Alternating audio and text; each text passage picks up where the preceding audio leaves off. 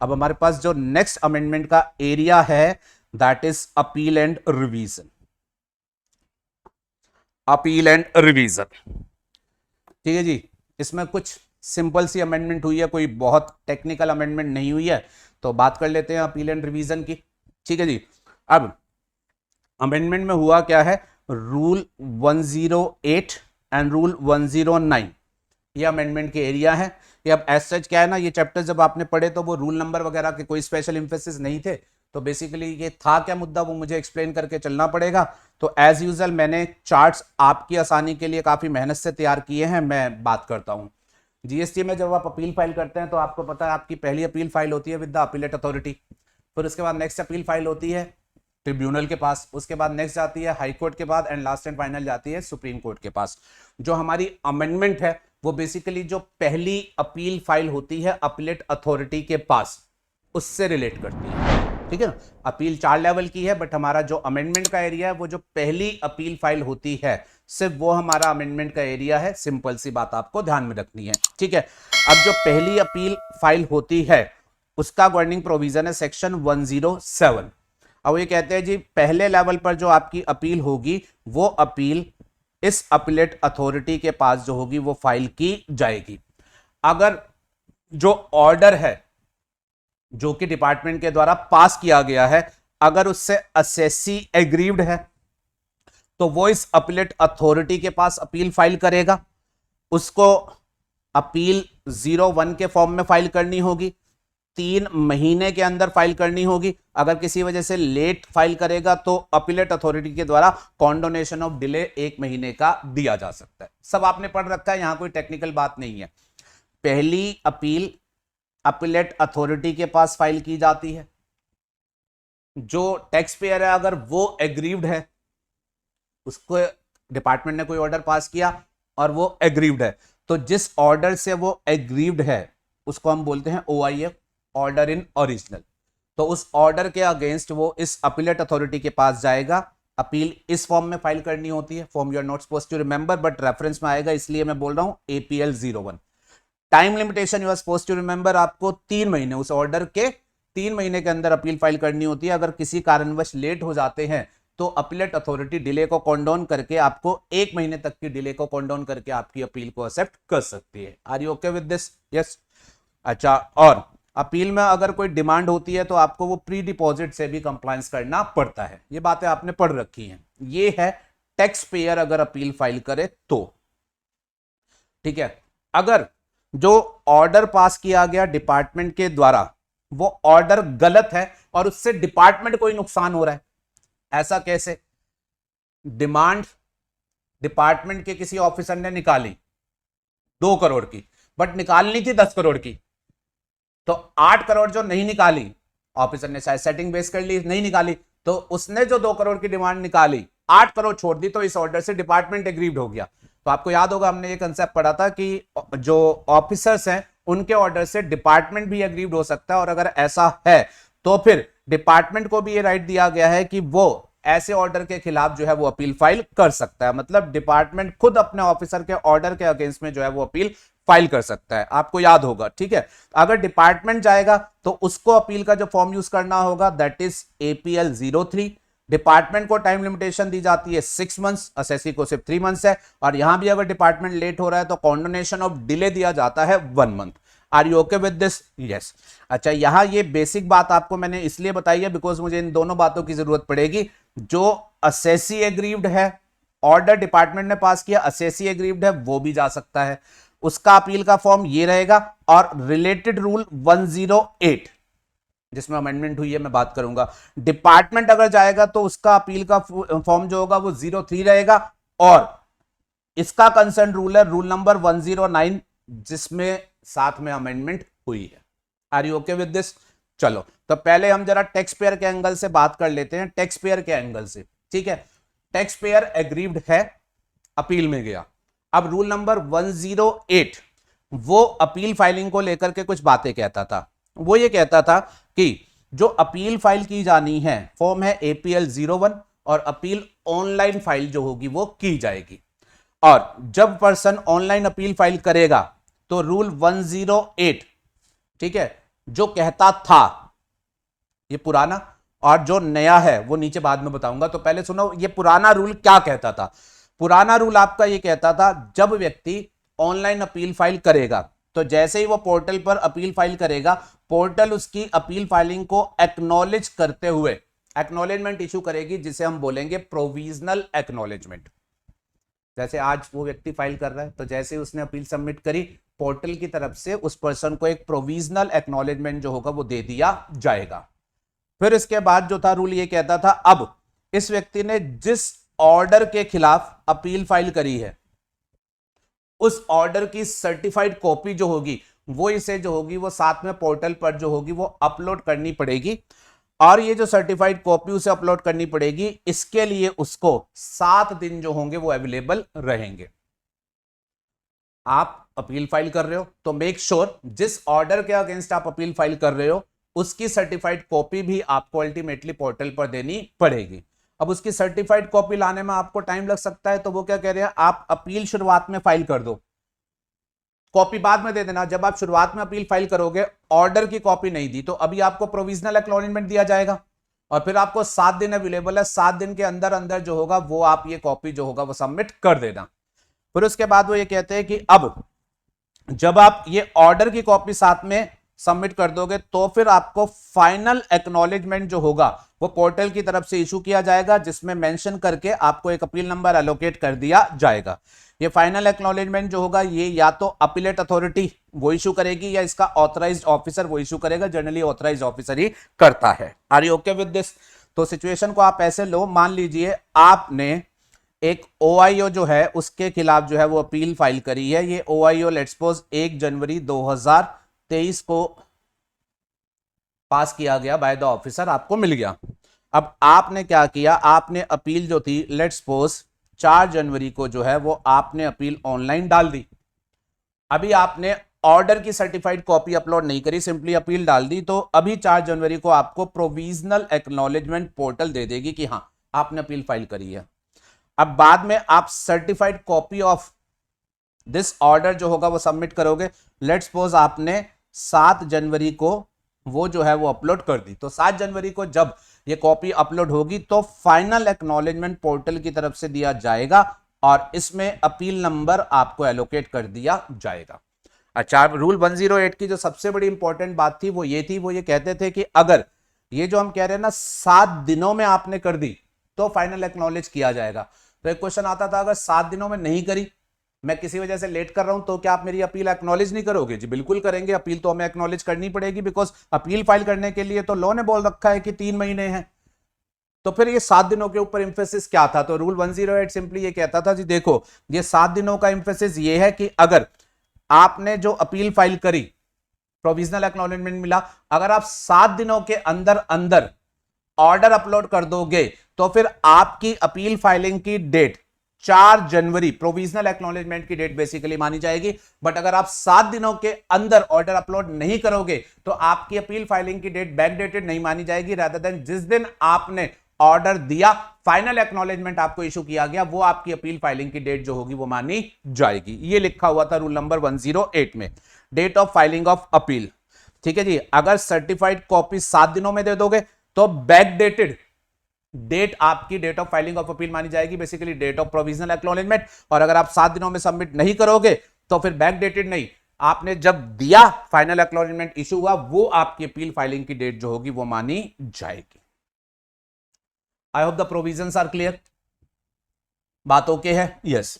चलिए, अब इन प्रोविजंस में अमेंडमेंट क्या हुई है, इन प्रोविजंस में अमेंडमेंट क्या हुई है, जरा ध्यान से सुनिएगा। ये जो सारा खेल था, प्रोविजनल एक्नॉलेजमेंट, फिर सर्टिफाइड कॉपी का अपलोडिंग वगैरह, इसमें अमेंडमेंट की गई है और बहुत अच्छी अमेंडमेंट जो है वो की गई है। अमेंडमेंट की स्पिरिट समझिएगा कि किस स्पिरिट को ध्यान में रखते हुए उन्होंने जो है वो अमेंडमेंट करी है। लॉ मेकर्स ने अब ये देखा क्या, बल्कि असेसी ने उनको पिन पॉइंट किया।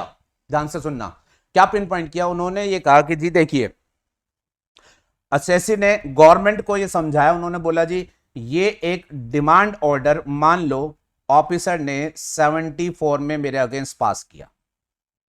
असेसी बता रहा है अब गवर्नमेंट को कि क्या प्रॉब्लम है उन्हें इस सारे मैकेनिज्म से। उन्होंने बोला कि मान लीजिए डिपार्टमेंट के ऑफिसर ने सेक्शन 74 में डिमांड ऑर्डर निकाला, ये है ओआईओ ऑर्डर इन ओरिजिनल जिससे मैं एग्रीव्ड हूं, और मैं इसके अगेंस्ट अपील फाइल करना चाहता हूं। 1 जनवरी को मुझे ये ऑर्डर मिला।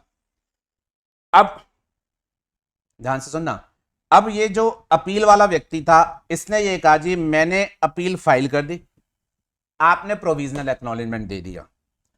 अब व्यक्ति जो है वो ये कहता है जी अब आपने सेक्शन 74 के कंटेक्स्ट में ये लिखा हुआ है अपने जीएसटी के लॉ में कि जीएसटी का ऑफिसर जब भी कभी 74 में डिमांड ऑर्डर पास करेगा या 73 में डिमांड ऑर्डर पास करेगा तो उस डिमांड ऑर्डर का एक समरी जो होगा वो पोर्टल पर अपलोड करेगा। आपको पता है ना जीएसटी में ज्यादातर केसेस में, not in 100% of the cases but ज्यादातर केसेस में यह प्रावधान है कि जीएसटी के ऑफिसर जब कभी भी ऑर्डर पास करेंगे, ऑर्डर वो देंगे उस पर्सन को, टैक्स पेयर को, बट उसी ऑर्डर की एक समरी वो उन्हें पोर्टल पर अपलोड करनी होती है। ये बात हमने रेगुलर लेक्चर में बहुत डिटेल में आपको बता रखी है। तो उन्होंने बोला कि जब ऑफिसर्स को इन ऑर्डर की कॉपी पोर्टल पर अपलोड करने के प्रोविजंस हैं तो ये सारे ऑर्डर्स पोर्टल पर डेफिनेटली समराइज वर्जन में होते हैं, और जब ये सारे ऑर्डर पोर्टल पर समराइज वर्जन में होते हैं और मैं अपील भी ऑनलाइन ही फाइल कर रहा हूं तो जो अपील की अथॉरिटी है उसको मैं ऑर्डर की कॉपी क्यों दूं जब वो ऑर्डर का असेस पोर्टल पर ऑलरेडी वो ले सकती है। मेरी बात समझ में आ गई भाई? मैंने इस अपीलेट अथॉरिटी को अपील फाइल करी ऑनलाइन, जिस ऑर्डर के खिलाफ मैंने अपील फाइल करी उसकी डिटेल मैंने दी। अब वो ऑर्डर जब वो जीएसटी की पोर्टल पर ऑलरेडी पड़ा हुआ है तो फिर मैं इस ऑर्डर को अलग से अपलोड करके क्यों दूं? ये अपील की अथॉरिटी को आप डायरेक्ट पोर्टल से असेस अवेलेबल है वो वहां से ऑर्डर को चेक करे, मेरे ऊपर ये क्यों झंझट लगा रखा है कि मैं इस ऑर्डर को जो होगा वो अपलोड करूं? और बात बड़ी लॉजिकल है, तो बेटा गवर्नमेंट ने इस बात को समझा and based on that government ने जो था वो अब प्रोविजन में चेंज किया। उन्होंने बोला जी जब ऑर्डर जो इसके खिलाफ अपील फाइल की जा रही है वो ऑर्डर की समरी अपलोड करने के प्रोविजन ऑलरेडी है तो उसकी summary as and when upload portal पर हो जाएगी, तो उस टाइम पर पोर्टल के द्वारा अपने आप फाइनल एक्नॉलेजमेंट इशू कर दिया जाना चाहिए। यस और नो? इस आदमी को अपलोड करने के झंझट से उन्होंने बाहर कर दिया। लेकिन उन्होंने ये बोला कुछ ऑर्डर्स ऐसे भी होते हैं, कुछ सेक्शंस में ऐसा भी होता है जहां ऑफिसर ऑर्डर पास करता है लेकिन उसे समरी नहीं देनी होती। तो जहां समरी अपलोड नहीं करनी होती, जहां डिपार्टमेंट की तरफ से समरी अपलोडिंग के प्रोविजन नहीं है, उन केसेस में अगर टैक्स पेयर अपील फाइल करेगा तो उसको उस केसेस में तो ये मैकेनिज्म जो ऑलरेडी हमने बना रखा है ये फॉलो करना पड़ेगा। कहने का मतलब पहले क्या होता था, पहले के प्रोविजन के हिसाब से हर केस में असेसी को अपलोडिंग की रिक्वायरमेंट थी, लेकिन अब उन्होंने बेसिकली रूल 108 में अमेंडमेंट करके केस को 2 अलग अलग पार्ट में डिवाइड कर दिया है कि आप अपील फाइल कर रहे हैं उस ऑर्डर के खिलाफ जिसकी समरी अपलोड होनी है तो अलग हो चलेगा, और अगर आप अपील फाइल कर रहे हैं उस ऑर्डर के खिलाफ जिसकी समरी लॉ के हिसाब से अपलोड नहीं होनी है तो वहां के लिए प्रोविजन अलग चलेंगे। तो अब देखिएगा, अब जो सब्स्टिट्यूटेड प्रोविजंस है वो क्या कहते हैं, वो ये कहते हैं पर्सन अब जब अपील फाइल करेगा तो अपील सबमिट करने के साथ ही उसको प्रोविजनल एक्नॉलेजमेंट दे दी जाएगी। फिर उसके बाद अब उन्होंने 2 केसेस बना दिए कि जिस डिसीजन और ऑर्डर के खिलाफ वो अपील कर रहा है, क्या वो डिसीजन वो है जो कि कॉमन पोर्टल पर अपलोड होना है, समरी प्रोविजन अपलोडिंग के है? अगर ऐसा है तो फिर वो क्या कह रहे हैं, final acknowledgement indicating appeal number shall be issued by appellate authority और इज ऑथराइज्ड ऑफिसर। कब? इमीडिएटली जब वो ऑर्डर अपलोड हो जाएगा। और इस केस में date of filing of appeal जो होगी वो हमेशा बैकडेटेड चलेगी, जिस दिन वो प्रोविजनल एक्नॉलेजमेंट इशू हुआ था वहां की डेट चलेगी। आई होप बात क्लियर हो गई है? यस और नो? तो जैसे ऊपर के एग्जांपल की डेट में ले लूं, 4 जनवरी को अपील फाइल की गई थी, प्रोविजनल एक्नॉलेजमेंट इशू हो गया था। अब जिस ऑर्डर के खिलाफ अपील है वो अपलोड होना था लॉ के हिसाब से, तो वो एज एंड व्हेन अपलोड होगा फाइनल एक्नॉलेजमेंट जो होगा वो इशू कर दिया जाएगा, और बैक डेटेड जो होगा प्रोविजनल एक्नॉलेजमेंट की डेट को date of filing of appeal माना जाएगा। दूसरी सिचुएशन, अगर डिसीजन या ऑर्डर वो है जिसके अपलोडिंग के प्रोविजंस नहीं है, लो नहीं कहता कि भाई ऑफिसर जो ऑर्डर पास कर रहा है वो समरी अपलोड करेगा। तो अब उस केस में क्या होगा, उस केस में जो पुराना प्रोविजन था वो एज इट इज अप्लाई होगा। भाई ऑफिसर नहीं कर रहा तो फिर अपील वाले को आप ही को वो ऑर्डर की कॉपी जो होगी वो सबमिट करनी पड़ेगी, और जो ऑर्डर की कॉपी आप सबमिट करोगे वो सर्टिफाइड होनी चाहिए। पहले इस बात को लेकर के भी इशू था कि सर्टिफाइड का मतलब क्या है, मैं ऑफिसर से सर्टिफाई करा के लाऊंगा या सेल्फ सर्टिफाई कराऊंगा। तो यहां पर इन्होंने कन्वीनियंस के पर्पस के लिए बोल दिया आपको ऑफिसर से सर्टिफाई करने की जरूरत नहीं है, आप बेसिकली सेल्फ सर्टिफाइड कॉपी जो होगा वो सबमिट करेंगे। तो अब यहां पर क्या होगा, सेल्फ सर्टिफाइड कॉपी वो सबमिट करनी है विद इन 7 डेज, और उसके बाद ही फाइनल एक्नॉलेजमेंट जो होगा वो इशू किया जाएगा। अगर 7 दिनों में कर दी तो बैकडेटेड अपील फाइलिंग की डेट मानी जाएगी, अगर 7 दिनों में नहीं करी तो फिर फाइनल एक्नॉलेजमेंट की डेट जो होगी वो अपील फाइलिंग की डेट मानी जाएगी। I hope this is clear to everyone. चल सकता हूं आगे, चलिए। अच्छा, दूसरी अमेंडमेंट इसी सीक्वेंस में, ये असेसी की अपील की मैंने बात करी, रूल 108 असेसी की अपील के लिए था, उसके चेंजेस मैंने आपको बताए। अब 109 वो डिपार्टमेंट की अपील फाइलिंग की बात करता है, उसमें भी चेंजेस हैं। अब डिपार्टमेंट के एंगल से सुनिएगा, रूल नंबर 109 डिपार्टमेंट के एंगल से कहता था अगर डिपार्टमेंट खुद अपने ऑर्डर के अगेंस्ट अपील फाइल करेगा तो ये अपील का फॉर्म है जी 03। और इस केस में क्या होगा, इस केस में रूल 109 में लिखा हुआ था कि ऑफिसर अगर अपील फाइल करेगा तो उसको भी सर्टिफाइड कॉपी जिस ऑर्डर के अगेंस्ट जा रहे हो अपील में वो देनी पड़ेगी 7 दिनों में, और जब वो 7 दिनों में दे देंगे तो फिर अपील नंबर जो होगा वो जनरेट किया जाएगा बाय अपीलेट अथॉरिटी और इज ऑथराइज्ड ऑफिसर। अच्छा, यहां आप देखिएगा असेसी को लेकर के पुराना रूल 108 बड़ी लंबी चौड़ी बात कहता था, पहले प्रोविजनल एक्नॉलेजमेंट होगा, फिर उसके बाद जब ओआईओ की कॉपी आएगी तब फाइनल एक्नॉलेजमेंट होगा और इसके हिसाब से हम चेक करेंगे। लेकिन डिपार्टमेंट को लेकर के 109 अलग तरीके का बना हुआ था, इसमें वो प्रोविजनल एक्नॉलेजमेंट और फाइनल एक्नॉलेजमेंट की स्टोरी नहीं लिखी हुई थी। इसमें सीधा लिखा हुआ था कि भाई साहब आपने तो ऑर्डर पास किया डिपार्टमेंट ने, तो आपके पास तो ऑर्डर हैंडली अवेलेबल होगा, आपको कहीं जाना थोड़ी ना है, तो आप उस ऑर्डर के साथ ही अपील फाइल करोगे, और जिस दिन आपने वो ऑर्डर की कॉपी के साथ अपील फाइल करी वो जो होगा वो अपील फाइलिंग की डेट मानी जाएगी। अब लॉ मेकर्स ने बेटा यहां पर भी प्रोविजन जो है वो चेंज कर दी है, उन्होंने 109 जो पुराना था उसको स्क्रैप करके 109 नया बनाया है, और अब की बार उन्होंने बिल्कुल हार्मोनी मेंटेन करी है। उन्होंने जो जो बातें असेसी के एंगल से रूल 108 में लिखी थी वो सही बातें, वो सभी बातें एज इट इज जो है वो डिपार्टमेंट के एंगल से भी लिख दी है, बिल्कुल सेम। मतलब आज की डेट में अगर डिपार्टमेंट भी अपील फाइल करेगा तो पहले प्रोविजनल एक्नॉलेजमेंट इशू किया जाएगा, फिर उसके बाद फाइनल एक्नॉलेजमेंट की स्टोरी जो होगी वो डिपेंड करेगी। ऑर्डर समरी अपलोडिंग वाला होगा तो जिस दिन समरी अपलोड हो जाएगी उस दिन फाइनल एक्नॉलेजमेंट हो जाएगा, और अगर समरी अपलोडिंग की स्टोरी नहीं वाला ऑर्डर होगा तो फिर ऑफिसर को जो होगी वो 7 दिनों के अंदर कॉपी जो होगी वो सेल्फ सर्टिफाइड अलग से जो होगी वो सबमिट करनी पड़ेगी। तो अब ये पूरी हार्मोनी बेसिकली जो है वो एस्टेब्लिश कर दी गई है। आप असेसी के एंगल से याद रख लेना, डिपार्टमेंट के एंगल से स्टोरी वही है, अलग मेहनत करने की जरूरत नहीं है। आई होप दिस इज क्लियर। बाकी आप चाहे तो क्रॉस रेफरेंस के लिए एक बार लीगल टेक्स्ट जो होगा उसको आप साथ में पढ़ लीजिएगा, वैसे मेरे ख्याल से तो ये सब खुद पूरा ही एक्सप्लेनेबल है। चले जी आगे चलते हैं।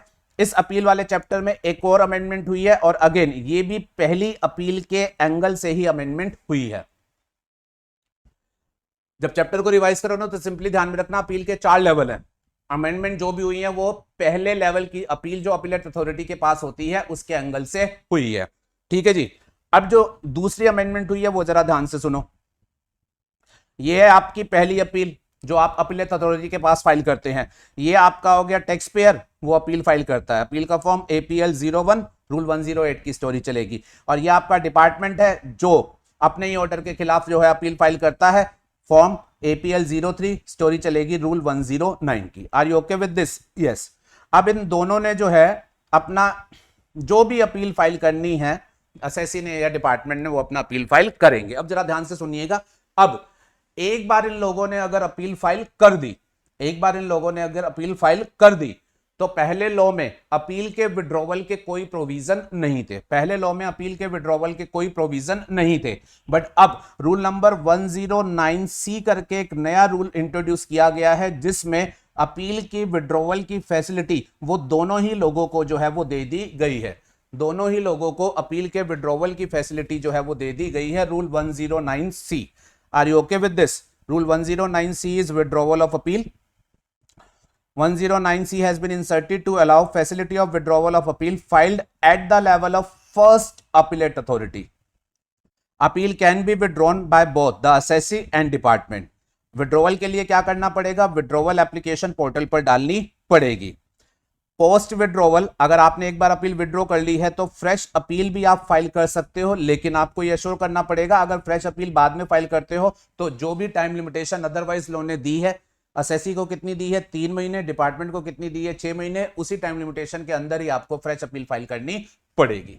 ये मोटे तौर से मैंने आपको बातें बताई कि पहले आप सिंपली ये ध्यान में रखें कि विड्रॉवल की फैसिलिटी लॉ ने इंसर्ट करी है, लेकिन सिर्फ किस लेवल पर? फर्स्ट अपीलेट अथॉरिटी के लेवल पर. ठीक है. फिर उसके बाद आपको विड्रॉ करने के लिए क्या करना पड़ेगा? आपको विड्रॉवल एप्लीकेशन पोर्टल पर जो होगी वो सबमिट करनी पड़ेगी. यहां तक क्लियर हो? बातें और भी हैं, आप जरा सुनिएगा. नॉर्मली अपील फाइलिंग का प्रोसेस क्या होता है, जरा ध्यान से सुनिएगा, फिर मैं आपको पूरा ये चार्ट समझाऊंगा. नॉर्मली अपील फाइलिंग के प्रोसेस में क्या होता है? अपील फाइल की जाती है और प्रोविजनल एक्नॉलेजमेंट इशू होता है. यही समझाया मैंने.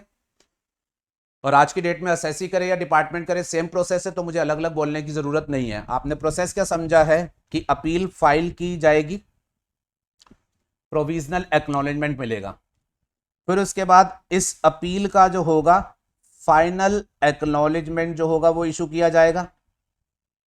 दोहरा लो, साथ साथ बोल बोल के चल लो. ई फाइलिंग के टाइम पर प्रोविजनल एक्नॉलेजमेंट, और फिर फाइनल एक्नॉलेजमेंट कब इशू किया जाएगा? जब OIO की कॉपी जो होगी वो साइट पर आ जाएगी. ऑर्डर अपलोड करने वाली स्टोरी थी तो अपलोड होते ही पोर्टल पर आ गई, फाइनल एक्नॉलेजमेंट इशू हो जाएगा. अगर समरी ऑर्डर अपलोड ना करने वाली कहानी थी तो उस केस में अपील करने वाले ने आकर के सबमिट कर दी, अपलोड कर दी, फाइनल एक्नॉलेजमेंट जो होगा वो इशू कर दिया जाएगा. Are you okay with this? अच्छा, फिर फाइनल एक्नॉलेजमेंट जब इशू हो गया तो फिर आपकी अपील जो होगी वो हियरिंग में ले ली जाएगी, और हियरिंग में लेने के बाद अपील की अथॉरिटी अपील सुनवाई के बाद उसके ऊपर जो होगा वो अपना ऑर्डर जो होगी वो पास करेगी. अपील की अथॉरिटी अपील को सुनने के बाद जो ऑर्डर पास करती है उसे हम बोलते हैं OIA. आप सभी लोग जानते हैं ऑर्डर इन अपील. जिस ऑर्डर के खिलाफ अपील फाइल की जाती है वो होता है OIO, ऑर्डर इन ओरिजिनल. की हां, इससे तो परेशान थे. अपील की अथॉरिटी सुनने के बाद जो ऑर्डर पास करती है उसे हम बोलते हैं OIO. और ऑर्डर इन अपील जो फर्स्ट अपीलेट अथॉरिटी हमारा पास करती है उसका प्रोविजन सेक्शन 107 सबसेक्शन 11 में जो है वो दिया गया है. ये 107 सबसेक्शन 11 मैंने स्पेसिफिकली लिखा है बिकॉज रूल 109C में इसका जो होगा वो यूज किया जाएगा. ये पूरा अपील फाइलिंग का प्रोसेस 107 में बताया गया है. ये पूरा जो मैंने लिखा है 107 में, ठीक है.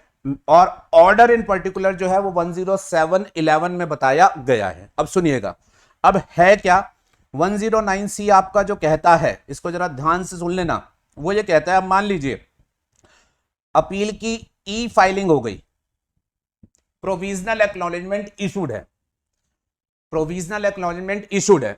मान लीजिए मिस्टर एक्स ने अपील फाइल कर दी, प्रोविजनल एक्नॉलेजमेंट इशूड है. अब फाइल करने के बाद नेक्स्ट डे लेट्स सपोज उसका किसी वजह से मन चेंज हो जाता है और वो डिसाइड करता है कि नहीं मैं अपील फाइल नहीं करता, मैं अपील विड्रॉ कर लेता हूं. अब आपके मन में सबसे पहले तो क्वेश्चन आएगा, सर मतलब ऐसा वो क्यों डिसाइड करेगा? अभी कल ही तो उसने अपील फाइल करी, आज मन कैसे चेंज हो गया? तो सुनिएगा, कई बार ऐसा होता है बेटा, आपने अपील फाइल तो कर दी, ऑर्डर आया, आपने ऑर्डर को पढ़ा, अच्छा मुझसे इतना पैसा मांग रहा है, नहीं मैं तो चैलेंज करूंगा, कर दी. फिर उसके बाद में रात को जब दिमाग ठंडा हुआ तो आपने सोचा यार ऑफिसर ने जिस ग्राउंड पर डिमांड निकाली है, मैं चला तो गया अपील फाइल करने, लेकिन उसमें ग्राउंड जो इन्वॉल्व है वो बिल्कुल सही है. आपने जब रात को ठंडे दिमाग से सोचा तो आपको ये बात जो है वो समझ आई, नहीं एडजुडिकेटिंग अथॉरिटी ने वो जो डिमांड निकाली है वो बिल्कुल सही है, जिस भी ग्राउंड पर निकाली है. मैं अपील भले ही फाइल क्यों ना कर लूं, लड़ने पर मैं हारूंगा ही तो मेरा टाइम ही वेस्ट होगा. तो अगर आपको ऐसा लगा तो आप क्या सोचेंगे? क्यों टाइम एंड एफर्ट वेस्ट करूं? आप अपील को विड्रॉ करने की सोचेंगे, यही ना? यस, मैं रीजन ऑफ विड्रॉवल समझा रहा हूं आपको कि क्या क्या वजह होती है जिसकी वजह से एसएससी के मन में विड्रॉवल के ख्याल आते हैं. और कई बार ऐसा भी होता है आपने अपील फाइल कर दी, बाद में 2-3 दिन बाद लेट्स सपोज सुप्रीम कोर्ट का या हाई कोर्ट का कोई जजमेंट आ जाता है आपके ही इशू के ऊपर, ठीक है ना, किसी दूसरे असेसी के केस लड़ा और उस पर हाई कोर्ट और सुप्रीम कोर्ट का जजमेंट आ गया और उस जजमेंट को पढ़ के आपको क्लैरिटी मिल गई और आप ये समझ गए कि ये जो केस है ये जो है डिपार्टमेंट के फेवर में ही है, इस पर अपील लड़ने का कोई फायदा है ही नहीं, मैं हारूंगा। अब तो ये बात सुप्रीम कोर्ट या हाई कोर्ट ने भी क्लियर कर दिया, मेरी बात समझ आ गई, तो भी आप अपील को विड्रॉ करने की सोच लेते हैं। इसके अलावा कई बार ऐसा हो सकता है आपने अपील फाइल करी बट अपील फाइल करते टाइम आपसे कोई मिस्टेक हो गई, आपसे कोई चीज छूट गई जो डिटेल उसमें देनी थी, जो आपको बाद में पता चल रहा है। तो अब आपको पता है अगर आपकी अपील में कमी है तो वो रिजेक्ट ही होनी है, तो इससे पहले कि वो रिजेक्ट करे आप खुद से उसे विड्रॉ करके फ्रेश अपील जो होगा वो सबमिट करना चाहेंगे। तो these are the different reason जिसकी वजह से बेसिकली असेसी के एंड से विड्रॉवल की स्टोरी आती है। और अगर यही कहानी मैं डिपार्टमेंट के एंगल से करूं तो डिपार्टमेंट के एंगल से भी सेम बात हो सकती है कि डिपार्टमेंट ने अपील तो फाइल कर दी, बाद में कोई सुप्रीम कोर्ट हाई कोर्ट की जजमेंट आ गई और उन्हें लग रहा है कि अब कोई फायदा नहीं है, असेसी ही जीतेगा, या फिर डिपार्टमेंट को पता चला सीबीआईसी की तरफ से कोई मॉनिटरी रेस्ट्रिक्शन दे दी गई है कि उन्हें अपील फाइल ही नहीं करनी चाहिए थी, ये तो गलती से फाइल हो गई, इसे विड्रॉ कर लो, ठीक है। या फिर डिपार्टमेंट को लगा इसमें कोई डेफिशिएंसी हो गई है, रिजेक्ट हो जाएगी तो कोई फायदा नहीं है, अभी विड्रॉ कर लो, बाद में ठीक करके जो होगा वो फ्रेश फाइल करेंगे। Are you okay with this? These may be the reasons of withdrawal. Okay, चलो अब रीजन ऑफ विड्रॉवल अगर क्लियर है तो अब विड्रॉवल होगा कैसे और किस स्टेज तक होगा जरा उसकी क्लैरिटी लेना। मैं असेसी के एंगल से अब बोलूंगा बेटा, मैं दोनों एंगल से बोलूंगा ना तो फिर आप भी कंफ्यूज हो जाओगे और मुझे भी डबल बोलना पड़ेगा, तो अब मैं सारी बात असेसी फोकस जो है वो बोल देता हूं। अब असेसी के एंगल से मैं बोल रहा हूं, सुनना। अब मान लीजिए असेसी ने अपील फाइल करी और वो लेटर ऑन विड्रॉ करना चाहता है, तो असेसी को विड्रॉ करने के लिए क्या करना पड़ेगा, उसे विड्रॉवल एप्लीकेशन जो होगी वो ऑनलाइन सबमिट करनी पड़ेगी, उसे विड्रॉवल एप्लीकेशन जो होगी वो ऑनलाइन सबमिट करनी पड़ेगी। चलो जी, कर देगा। फिर उसके बाद वो कहते हैं जी अब जो वो विड्रॉवल एप्लीकेशन सबमिट करेगा उसको ये ध्यान में रखना है कि उसे विड्रॉवल एक पर्टिकुलर स्टेज तक अलाउड है। ध्यान से सुनिएगा वो स्टेज क्या है। वो ये कहते हैं अगर आपने अभी अपील फाइल करी थी जिसका सिर्फ प्रोविजनल एक्नॉलेजमेंट इशू हुआ है, ध्यान से सुनना, अगर आपने अपील फाइल करी थी और अभी उसका सिर्फ प्रोविजनल एक्नॉलेजमेंट इशू हुआ है और आप इसको विड्रॉ करना चाहते हो तो कोई किसी तरीके की दिक्कत नहीं है, आप विड्रॉवल एप्लीकेशन डालो, विड्रॉ कर सकते हो, बात खत्म। अगर आपने जो अपील सबमिट करी थी उसका फाइनल एक्नॉलेजमेंट इशू हो चुका है, ध्यान से सुनना, अगर उसका फाइनल एक्नॉलेजमेंट इशू हो चुका है तो फिर आपको विड्रॉवल अलाउड तो है but this withdrawal will be subject to permission of appellate authority, but this withdrawal will be subject to permission of appellate authority. देखो वो क्या कहना चाह रहे हैं, आपने अपील फाइल करी और उसको फाइनली अपीलेट अथॉरिटी ने एक्नॉलेज कर लिया कि हाँ भाई इस अपील को हम एक्सेप्ट कर रहे हैं। अगर उन्होंने एक्सेप्ट कर लिया और आप बाद में जाके कहते हो मैं विड्रॉ करना चाहता हूं तो आपको विड्रॉवल अलाउड होगा, लेकिन ये तभी अलाउड होगा जब अपीलेट अथॉरिटी अपनी कंसेंट देगी कि ठीक है भाई विड्रॉ करना चाहते हो तो ठीक है विड्रॉ कर लो, मेरा तो बर्डन कम ही हो रहा है। अच्छा, और ये अपीलेट अथॉरिटी आपको कैसे कंसेंट देगी जरा वो भी सुन लीजिएगा।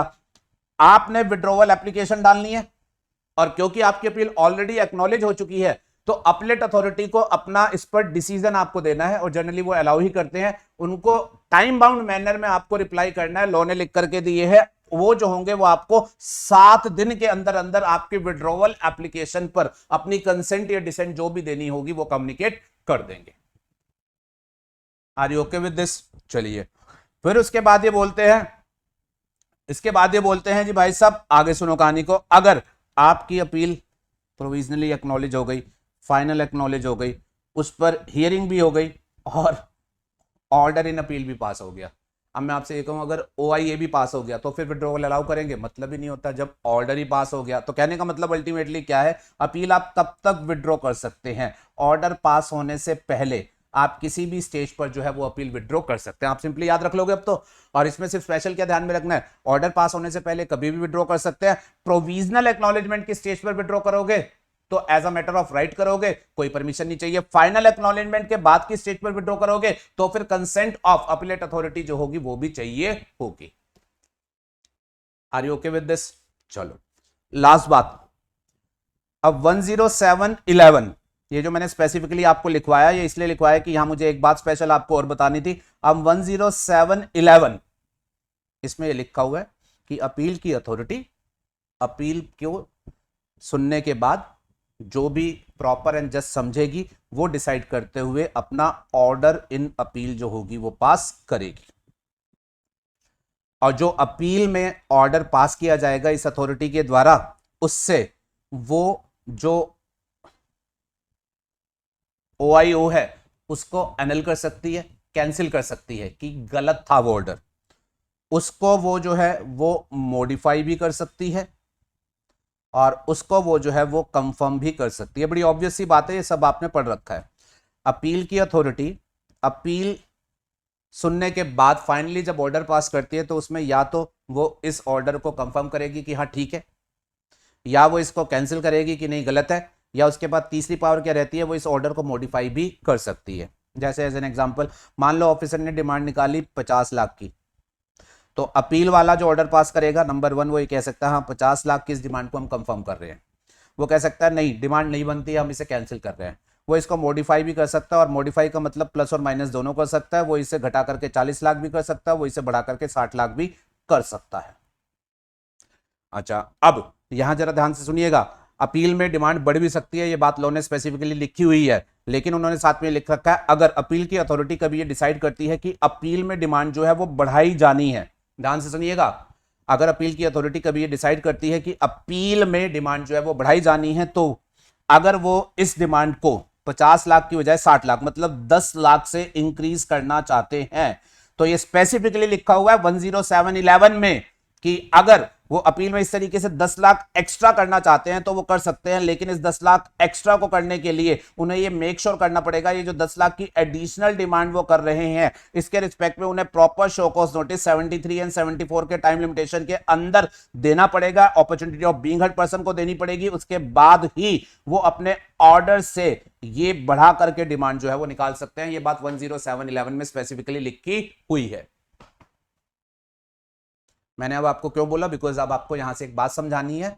अब उन्होंने अब ये बोला कि अगर सिचुएशन ये है 50 लाख की demand I, order in appeal में ऑफिसर ने डिमांड बढ़ाने का डिसाइड किया, अपीलेट अथॉरिटी कहती है भाई 50 लाख नहीं, बुक से तो लग रहा है 60 लाख निकालनी चाहिए थी, तो 10 लाख की और निकालो। और 10 लाख की और निकालने के लिए उन्होंने शो कॉज नोटिस इशू कर दिया, जो कि 10711 में लिखा हुआ है कि करना जरूरी है। तो अब लो ये कहता है सुनिएगा, लो ये कहता है, लॉ अब ये कहता है अगर कभी सिचुएशन ऐसी रही, अपील फाइल हुई, अपील वाला ऑर्डर में डिमांड बढ़ाना चाहता था और उस पर्पस के लिए उसने शो कॉज नोटिस इशू कर दिया। अब ये शो कॉज नोटिस जब इस असेसी को मिला, तो नोटिस के मिलने के बाद असेसी ने ये कहा भाई साहब मैं अपनी अपील विड्रॉ करना चाहता हूं, बिकॉज मैं तो अपील ये सोच के आया था कि डिमांड कम होगी, यहां तो उल्टा बढ़ने जा रही है। तो उसने अपील अपनी विड्रॉ करने की एप्लीकेशन डाली। आपको क्या लगता है लॉ इस विड्रॉवल को अलाउड करेगा या फिर अलाउड नहीं करेगा? नहीं करना चाहिए। तो उन्होंने स्पेसिफिकली ये लिखा कि आपको जो हम अपील विड्रॉ करना अलाउ कर रहे हैं वो बेसिकली, वैसे तो हम आपको कह रहे हैं कि ऑर्डर पास होने से पहले कभी भी आप विड्रॉ कर सकते हैं, लेकिन इस वाले केस में आपको शो कॉज नोटिस अगर इशू हो गया है तो फिर आप अपील को जो है वो विड्रॉ नहीं कर सकते हैं। आप जो है वो अपील को विड्रॉ नहीं कर सकते। और इस बात को बेसिकली उन्होंने टेक्निकल रूप से लिखा कि आपको जो विड्रॉवल का राइट रहेगा वो रहेगा ऑर्डर पास हो गया उसकी डेट, या नोटिस जो 10711 में इशूड होता है उसकी डेट, विचएवर इज अर्लियर। इस तरीके से इन्होंने जो है वो प्रोविजन को लिखा है। आई होप आपको ये बातें समझ में आ गई होंगी। अब जरा हम लीगल लैंग्वेज को पढ़ लेते हैं। Rule number 109C, withdrawal of appeal. ठीक है जी, अपील जो है वो असेसी भी विड्रॉ कर सकता है और डिपार्टमेंट भी विड्रॉ कर सकता है।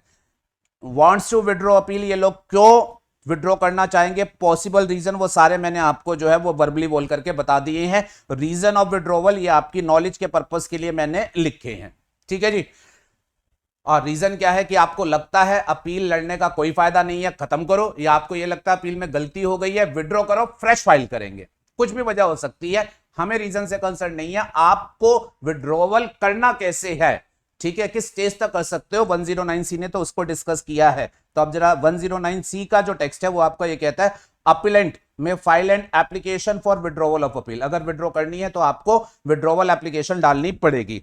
अगर टैक्स पेयर विड्रॉ करना चाहता है तो उसकी अपील 01 में होती है, तो विड्रॉवल एप्लीकेशन है 01W। और अगर डिपार्टमेंट विड्रॉ करना चाहता है तो उसकी अपील APL 03 होती है, तो विड्रॉवल एप्लीकेशन है APL 03W। W का मतलब विड्रॉवल। क्लियर है जी? ठीक है, इनको ये विड्रॉवल एप्लीकेशन पोर्टल पर जो होगी वो सबमिट करनी पड़ेगी।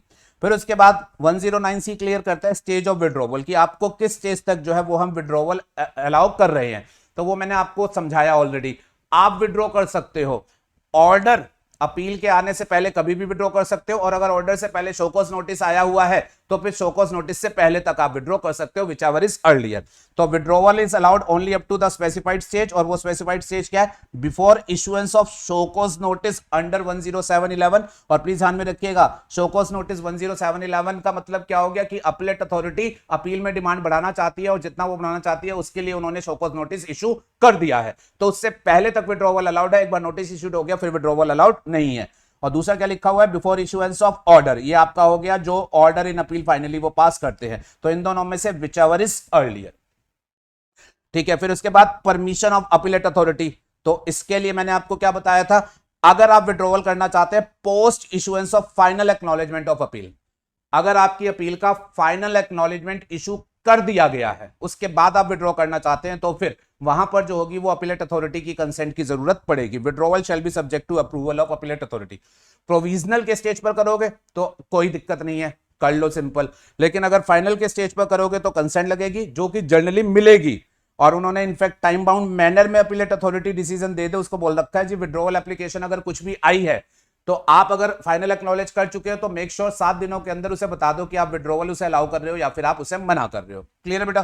तो इसके बाद लास्ट बात, अगर विड्रॉवल इस वजह से किया गया कि उस एप्लीकेशन में कोई मिस्टेक थी, इस वजह से आप उसे विड्रॉ कर रहे हो, तो इसका एक ऑब्वियस सा मतलब है बाद में आप फ्रेश एप्लीकेशन भी डालोगे, फ्रेश अपील भी डालोगे। अब बाद में जब आप फ्रेश अपील डालोगे तो यहां सिंपली उन्होंने ये क्लैरिफाई करके दिया है, आपने विड्रॉवल किया वो आपकी प्रॉब्लम है। आप जब फ्रेश अपील डालोगे तो आपको ये मेक श्योर करना है आपकी वो फ्रेश अपील जो ओरिजिनल टाइम लिमिट थी उस टाइम लिमिट के अंदर ही जो है वो सबमिट होनी चाहिए। Are you okay with this? चलिए, हर एक प्रोविजन का मैंने आपको ये समराइज चार्ट बना के दिया है ताकि आप इसे फटाफट से कर सके। बाकी लीगल टेक्स्ट आपके पास हमेशा है, जब कभी भी आपको लगे रेफरेंस में यूज करना है तो आप उसे आसानी से यूज कर सकते हैं। तो ये यहां पर मेरी अमेंडमेंट कंप्लीट हो जाती है। I would like to repeat, appeal 4 stage की होती है। अमेंडमेंट हमारे पास सिर्फ का है पहली स्टेज पर। पहली स्टेज पर हमारे पास अमेंडमेंट है, और एक तो हमारे पास अमेंडमेंट क्या है अपील के एक्नॉलेजमेंट वाले प्रोसेस को लेकर के, और दूसरा ये विड्रॉवल फैसिलिटी को लेकर के।